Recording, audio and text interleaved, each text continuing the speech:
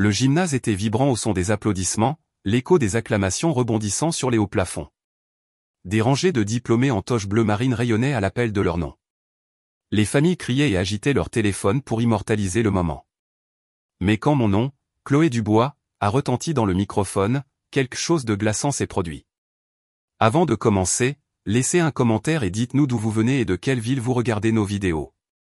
Et après avoir regardé toute la vidéo, n'oubliez pas de nous dire ce que vous feriez dans cette situation. Soyez honnête. Dites-le moi dans les commentaires ci-dessous. Nous lisons chaque commentaire. Commençons. Les applaudissements se sont tus. Ma famille, assise au premier rang, n'a pas bougé d'un cil. Ma mère s'est penchée vers ma sœur, Sophie, lui chuchotant quelque chose qui l'a fait sourire d'un air suffisant. Mon père a croisé les bras, ses yeux vifs de désapprobation. Et quand j'ai regardé dans leur direction, pleine d'espoir, désespérés du moindre signe de fierté, ils m'ont tous tourné le dos, se tordant littéralement sur leur siège pour ne pas me faire face. La foule l'a remarqué. Un murmure a parcouru la salle. Mes mains se sont crispées autour de mon diplôme tandis qu'une bouffée de chaleur me brûlait le visage. Chaque respiration semblait plus lourde. Tout le monde acclamait ses enfants, mais pour moi, le son était le silence. Et puis le nom de Sophie a été appelé. La même famille qui m'avait ignoré s'est levée d'un bond, applaudissant, sifflant et acclamant comme si elle venait de guérir une maladie. Ma mère a même pleuré. Papa a crié, c'est ma fille. Sophie a rejeté ses cheveux en arrière, me lançant un sourire victorieux avant de les serrer dans ses bras devant toute la salle, comme pour prouver que j'étais l'oublié. Je me suis enfoncé dans mon siège, la poitrine serrée. Mes camarades de classe m'ont jeté des regards compatissants. J'ai forcé mes lèvres à former un sourire amer, mais à l'intérieur, la rage et la honte bouillonnaient comme du feu. La cérémonie s'est terminée, les familles se déversant sur le sol pour embrasser leurs diplômés. Je suis resté seul dans un coin, serrant mon diplôme contre ma poitrine comme si c'était la seule preuve que j'avais de mon importance. Mes parents ne sont jamais venus vers moi. Ma sœur, encore coiffée de sa toque, m'a chuchoté en passant, je t'avais dit que tu serais toujours la deuxième. Avant que je puisse réagir, j'ai remarqué un mouvement à l'avant. Mon grand-père, Henri Dubois, qui était resté assis en silence pendant tout ce temps, s'est soudainement mis debout avec difficulté. Sa canne a cliqueté contre le sol en bois. Tout le monde s'est tu, en partie par respect, en partie par curiosité. Grand-père parlait rarement en public. Sa santé était fragile. Ses mains tremblaient, mais sa voix, quand elle est venue, était stable, voire froide. Il a sorti une enveloppe pliée de la poche de son manteau. « Je n'avais pas l'intention de faire ça aujourd'hui », a-t-il dit, les yeux fixés sur mes parents. Mais après ce dont j'ai été témoin dans cette salle, je ne resterai pas silencieux. Les rires et les bavardages se sont tus instantanément. Même Sophie s'est figée au milieu d'un sourire. Grand-père s'est éclairci la gorge, ouvrant le papier avec une lenteur délibérée. « Ceci, a-t-il dit en le tenant bien haut, est mon testament et mes dernières volontés. » Des exclamations de surprise ont rempli l'air. Le sourire de ma mère s'est brisé. Mon père s'est avancé, son visage perdant toute couleur. « Papa, pas ici. »« Pas aujourd'hui », a sifflé mon père en essayant d'attraper le papier. Mais grand-père l'a retiré brusquement, ses yeux d'acier. « Non, Alain. Aujourd'hui est le jour parfait. Parce qu'aujourd'hui, j'ai vu qui est vraiment de mon sang et qui ne l'est pas. » La salle s'est immobilisée. Mon cœur battait si fort dans ma poitrine que j'ai cru qu'il allait percer ma toge. Et quand grand-père a commencé à lire, les mots qu'il a prononcés ont glacé toute l'assemblée. La voix de grand-père, bien que rauque avec l'âge, a porté à travers le gymnase comme un marteau frappant l'acier. Moi, Henri Dubois, saint d'esprit, déclare ceci être mon testament et mes dernières volontés. Le public s'est agité, des chuchotements s'élevant, des téléphones sortant discrètement pour enregistrer. Personne ne s'attendait à cela lors d'une remise de diplôme. L'atmosphère est passée de la célébration au drame judiciaire en quelques secondes. Mon père, Alain, s'est approché, le visage assombri. « Papa, range ça tout de suite.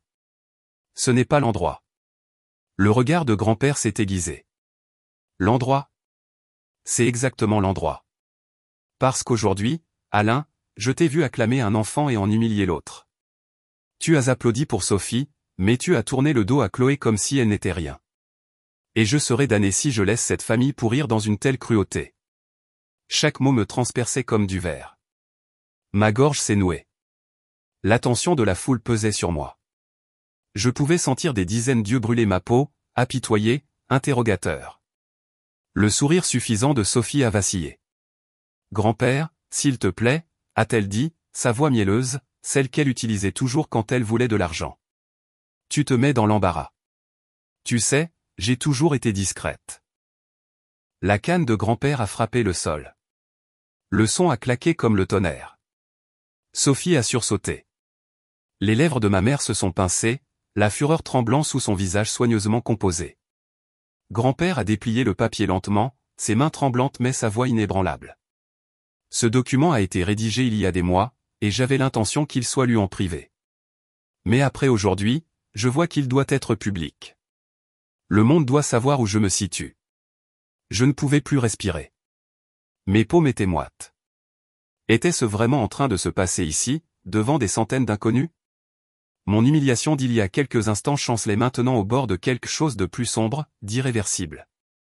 Selon ce testament, a dit grand-père, l'ensemble de mon patrimoine, mes entreprises, mes propriétés et mes comptes ne sera pas hérité par Alain Dubois, ni par sa femme, ni par Sophie Dubois. Ils iront à Chloé Dubois. Les mots ont détonné dans la pièce. Une vague de halètement s'est propagée dans la foule comme une traînée de poudre. Mes genoux ont failli flancher. Quoi? La voix de Sophie s'est brisée, son visage perdant toute couleur. Elle a titubé en avant. Non, ce n'est pas vrai. Tu mens. Ma mère s'est précipitée vers grand-père, la fureur tordant ses traits élégants. Henri, comment oses-tu nous humilier comme ça devant tout le monde? Chloé ne le mérite pas. Elle n'a rien fait de sa vie. C'est Sophie qui a travaillé dur. Celle qui. La canne de grand-père s'est levée, pointant directement sur elle. Celle à qui tout a été donné? Oui. Celle qui n'a jamais connu un jour de difficulté parce que toi et Alain l'avez étouffée de privilèges. Et pourtant, quand j'ai regardé aujourd'hui, je n'ai vu ni humilité, ni grâce, juste de l'arrogance. Le visage de mon père était maintenant cramoisi, sa mâchoire serrée, ses yeux balayant les spectateurs qui filmaient le spectacle. Papa, tu es confus. Tu es malade. Ce n'est pas légal. Ce n'est pas valide. Chloé ne connaît rien à la responsabilité. Elle est faible, douce, inutile. Quelque chose en moi a cédé. Ma voix a fendu l'air avant même que je réalise que je parlais. Alors pourquoi suis-je celle qui a dû survivre sans votre aide?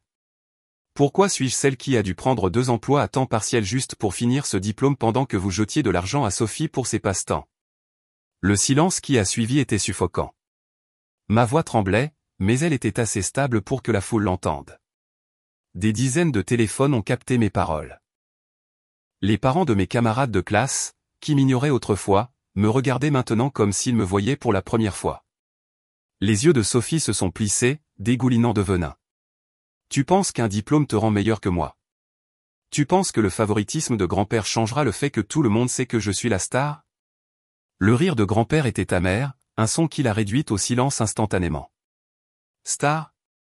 Ma chère, tu ne brilles que parce que tes parents ont tenu le projecteur pour toi. Chloé a allumé son propre feu dans l'obscurité. Voilà la différence. Mon père s'est élancé en avant, essayant d'arracher le testament des mains de grand-père. C'est de la folie. Tu ne peux pas tout lui donner. Elle n'en est pas capable. Elle va ruiner tout ce que tu as construit. La canne de grand-père a de nouveau craqué contre le sol, son corps frêle tremblant de rage. Et toi, Alain, tu ne te pardonneras jamais de l'avoir sous-estimé. Ce testament est signé, attesté et déposé. Chaque avocat en ville en a une copie. Ce que j'ai lu aujourd'hui ne peut être annulé. Une exclamation collective a balayé l'auditoire. Mon estomac s'est noué alors que la réalité me frappait. Ce n'était pas juste une déclaration émotionnelle. C'était contraignant, légal, réel. Les lèvres de Sophie tremblaient, son image parfaite s'effritant. Non. Non. Ce n'est pas juste. Je suis l'aînée. Je suis celle qui est censée. Censée quoi? Les yeux de grand-père la fixaient. Hérité par défaut? Tu as vécu dans le droit, ingrate, cruelle. Tu t'es moqué de ta propre sœur le jour le plus fier de sa vie. Et toi, Alain, tu l'as permis. Non, tu l'as encouragé. Dis-moi, pourquoi confierais-je l'œuvre de ma vie à des gens qui ne peuvent même pas faire preuve de décence élémentaire envers leur propre sang?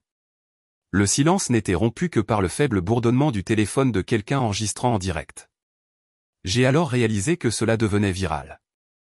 Des inconnus partout verraient la trahison de ma famille, mon humiliation, et maintenant ceci. Ce renversement public. Ma poitrine se soulevait et s'abaissait en respiration saccadée. Je voulais crier, pleurer, rire, tout à la fois. Ma mère, pendant ce temps, tremblait de rage, les poings serrés à ses côtés. « Tu regretteras ça, Henri », cracha-t-elle. « Tu détruis cette famille. » La voix de grand-père s'est adoucie, mais elle portait un poids qui l'a réduite au silence. « Non. Vous avez détruit cette famille quand vous avez décidé que l'amour serait conditionnel. Quand vous avez mesuré vos enfants l'un par rapport à l'autre comme des trophées au lieu de les élever comme des égaux. Je ne fais que rectifier les faits. » Mon père s'est alors tourné vers moi, ses yeux froids et vifs. « Tu penses que tu as gagné, Chloé? Tu penses que cela te rendra heureuse? Tu ne le géreras jamais. Tu échoueras, et quand tu le feras, nous serons là pour regarder. » Pendant un instant, ces mots m'ont piqué. Mais ensuite, j'ai regardé grand-père, frêle mais se tenant là pour moi quand personne d'autre ne l'avait fait, et j'ai senti une vague de force. Ma voix s'est stabilisée. « Peut-être que j'échouerai, ai-je dit. Peut-être que je tomberai à plat ventre. Mais au moins, je saurai que c'est à moi. Mon effort, ma lutte, ma vie pas quelque chose transmis comme une couronne pour être la favorite. » La salle a explosé, non pas d'applaudissements, mais de l'énergie bourdonnante de gens stupéfaits, chuchotant, enregistrant. Le visage de mon père a viré au rouge. Les larmes de Sophie striaient son maquillage, et ma mère serrait son sac à main comme si c'était son dernier bouclier. Grand-père a replié le papier dans son manteau. « C'est décidé », a-t-il dit fermement. Le monde connaît maintenant la vérité. Chloé est mon héritière. Le poids de ces mots a écrasé la salle de silence. Pour la première fois depuis des années, je ne me sentais pas invisible. Mais au fond de moi, je savais aussi que ce n'était que le début. La cérémonie de remise des diplômes s'est terminée, mais le poids de ce qui s'était passé s'accrochait à chaque recoin de ce gymnase comme la fumée après un incendie. Les étudiants embrassaient leurs familles. Les rires emplissaient l'air. Les appareils photo crépitaient. Mais où que j'aille, les yeux me suivaient. Certains me regardaient avec pitié, d'autres avec admiration, et beaucoup avec curiosité. Je n'étais plus seulement Chloé Dubois, la fille oubliée. J'étais la fille dont le grand-père venait de secouer les fondations de toute sa famille devant des centaines de témoins. En sortant, serrant mon diplôme avec des mains tremblantes, j'ai vu mes parents et Sophie blottis près de leur véhicule utilitaire sport. Leurs expressions étaient tordues, brutes de fureur. Le rouge à lèvres de ma mère était taché là où elle s'était mordu la lèvre. Le mascara de Sophie striait son visage, et la mâchoire de mon père travaillait comme s'il mâchait du verre brisé. « Chloé » a-t-il aboyé en me voyant. Sa voix n'était pas seulement en colère, elle était venimeuse. « Monte dans la voiture. Maintenant. » Pendant une fraction de seconde, j'ai pensé à courir dans l'autre sens, mais la silhouette frêle de mon grand-père est apparue derrière moi, sa main agrippant mon épaule. « N'ose même pas » a-t-il murmuré à mon oreille, sa voix basse mais ferme. « Tu marches la tête haute. Ils t'ont déjà assez pris. » J'ai inspiré brusquement, me suis redressé et je suis passé devant eux. Sophie a sifflé entre ses dents, ce n'est pas fini. À l'intérieur de la maison, plus tard dans la nuit, la tempête a éclaté. Mes parents n'ont pas attendu de m'asseoir ou de parler calmement. Dès que la porte s'est refermée, la voix de mon père a tonné dans le hall d'entrée. « Qu'est-ce que tu as bien pu manigancer aujourd'hui ? » Moi. Je me suis retourné vers lui, ma voix se brisant d'incrédulité. « Je n'ai rien fait. » C'était grand-père. « Ne joue pas l'innocente. » A hurlé ma mère, jetant son sac à main sur le comptoir si fort qu'il a renversé un vase. « Tu l'as empoisonné d'une manière ou d'une autre, tu l'as manipulé dans sa vieillesse. Tu penses que nous ne savons pas comment tu as manœuvré, essayant de passer pour la victime pendant que Sophie. Pendant que Sophie quoi ? Ai-je lancé. Pendant que Sophie obtient tout ce qu'on lui donne ? Pendant qu'elle se moque de moi à chaque occasion ? Je n'ai pas demandé ça, maman. Je n'étais même pas au courant. » Sophie est entrée en trombe, le visage marbré de larmes mais la voix aussi tranchante qu'un couteau. « Menteuse. Tu as toujours été jalouse, et maintenant tu penses que tu as gagné. Mais tu ne tiendras pas un mois avec ce que grand-père t'a donné. Tu vas t'effondrer. Tu nous supplieras de le reprendre. J'ai serré les poings si fort que mes ongles se sont enfoncés dans mes paumes. Au moins, si je m'effondre, ce sera à cause de mes propres erreurs, pas parce que quelqu'un d'autre a réparé mes dégâts. Sophie s'est jetée sur moi, mais mon père a attrapé son bras. Il ne l'arrêtait pas pour moi, il sauvait son image. Il a de nouveau posé son regard furieux sur moi. Tu ne comprends pas ce que tu as fait, Chloé. Ce testament. Il ne te donne pas seulement de l'argent. Il te donne du pouvoir. Des entreprises, des propriétés, des comptes, des responsabilités que tu ne peux même pas comprendre. Tu vas tout ruiner. Et quand tu le feras, les Dubois seront la risée de tous. C'est ça que tu veux? Détruire le nom de la famille. Quelque chose en moi a changé à ces mots. Pendant des années, j'avais mendié des bribes de reconnaissance, prié pour qu'il me voie comme plus qu'une erreur. Mais maintenant, dans sa colère, il avait révélé la vérité. Il ne s'était jamais agi d'amour, jamais de moi. Il s'agissait du nom Dubois, de l'héritage qui lui importait plus que sa propre fille. J'ai ri, mais c'était un rire creux, amer. Le nom de la famille? Tu veux dire celui que tu as enterré il y a des années quand tu as décidé que Sophie méritait d'être aimée et pas moi. Ma mère a eu un hoquet de surprise, sa main volant vers sa poitrine. Comment oses-tu nous parler comme ça? Non, ai-je dit, ma voix tremblante mais devenant plus stable à chaque mot. Comment osez-vous m'élever comme ça? J'ai eu mon diplôme aujourd'hui et au lieu de m'applaudir, vous m'avez tourné le dos. Savez-vous ce que j'ai ressenti? Est-ce que ça vous importe seulement? Pour la première fois, le silence est tombé. Un silence si épais qu'il en était presque douloureux. Mes parents n'ont pas répondu. Ils n'en avaient pas besoin. Leur silence était ma réponse. La canne de grand-père a tapé sur le sol derrière nous. Nous nous sommes tous retournés. Il se tenait dans l'embrasure de la porte, pas les faibles, mais ses yeux brûlaient de feu. J'en ai assez entendu, a-t-il dit froidement. Alain, Nathalie, Sophie, dehors. Mon père s'est raidi. Papa, tu ne peux pas, dehors, a aboyé grand-père, sa voix faisant trembler les murs. Vous n'avez fait qu'empoisonner cette maison avec arrogance et cruauté. Si vous ne pouvez même pas célébrer le succès de votre propre enfant, alors vous ne méritez pas d'être ici. Pendant un instant, j'ai cru que mon père allait le frapper. Ses poings se sont serrés, son visage rouge, mais il a ensuite attrapé le bras de Sophie et l'a tiré vers la porte. Ma mère a suivi, marmonnant des jurons à voix basse. Le claquement de la porte a résonné dans la maison comme un coup de feu. Grand-père s'est affaissé dans un fauteuil, le souffle court. Je me suis précipité vers lui, les larmes me piquant les yeux. Pourquoi? Pourquoi l'as-tu fait comme ça? Pourquoi le rendre public? Il a levé les yeux vers moi, sa main ridée tremblant en cherchant la mienne. Parce que, Chloé, ils avaient besoin d'être démasqués. J'ai regardé pendant des années pendant qu'ils te dépouillaient de ta dignité, pendant qu'ils faisaient comme si tu étais invisible. Aujourd'hui, le monde a vu la vérité. Tu mérites mieux. J'ai secoué la tête, la poitrine douloureuse. Mais maintenant, ils me détesteront encore plus. Ils essaieront de me ruiner. Les yeux de grand-père se sont durcis. Qu'ils essaient. Tu es plus forte que tu ne le penses. Tu as déjà survécu à leur négligence. Survivre à leur manigance ne sera rien comparé à cela. Cette nuit-là, allongé dans mon lit, le sommeil n'est jamais venu. Chaque fois que je fermais les yeux, je voyais la fureur de mes parents, le venin de Sophie, les regards de la foule. Mon téléphone vibrait sans cesse de messages, de camarades de classe m'envoyant des extraits, d'inconnus me taguant sur les réseaux sociaux. La vidéo était déjà partout. Les commentaires affluaient. La famille lui a littéralement tourné le dos. Incroyable. Ce grand-père est une légende. Sophie avait l'air sur le point d'exploser. Justice est faite. Mais parmi eux se trouvaient des commentaires plus sombres. Je parie qu'elle a manipulé le vieil homme pour l'argent. Ça va devenir sordide. Et je savais qu'ils avaient raison. La maison Dubois n'est pas restée silencieuse longtemps. Au matin, mes parents et Sophie se regrouperaient. Et quand ils le feraient, ils viendraient pour moi. Pas avec des poings, mais avec des stratagèmes, avec des mensonges, avec tout ce qu'il pourrait rassembler pour reprendre ce que grand-père m'avait donné. Pour la première fois, je n'étais pas seulement la fille oubliée.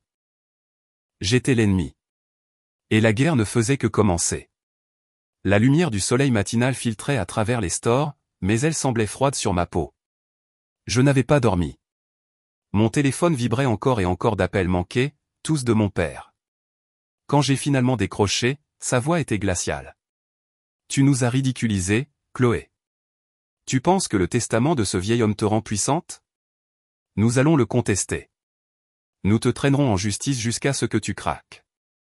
Et quand tu seras en faillite, quand tu n'auras plus rien, ne reviens pas en rampant. » J'ai raccroché avant qu'il ne puisse en dire plus. Mes mains tremblaient, mais pas de peur de rage. Il n'essayait même plus de le cacher.